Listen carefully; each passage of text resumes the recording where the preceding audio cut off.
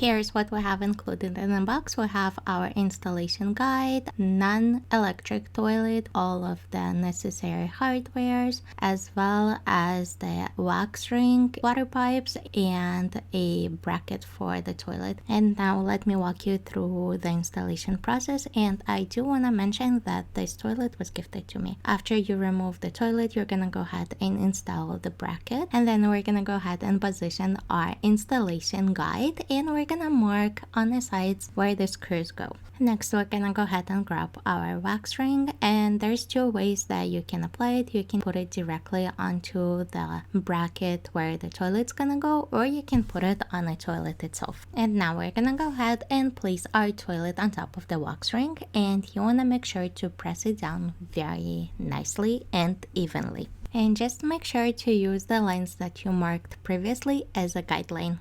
Now we're gonna go ahead and secure our toilet with the screws that were provided in the kit. Finally, we're gonna go ahead and connect the water hose, and I forgot to record this footage, but it was pretty simple as well. And after installation, you wanna go ahead and make sure that it has no leaks anywhere. Mine turned out great and I absolutely love it. Here's how it looks.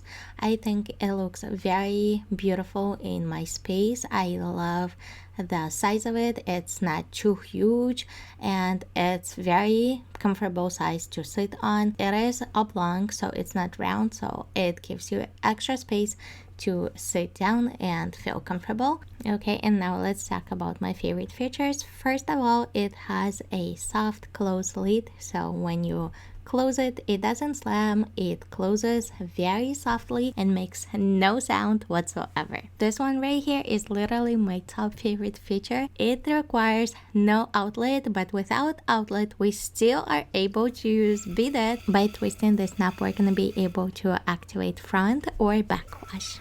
I do not know how this works, but I absolutely love it.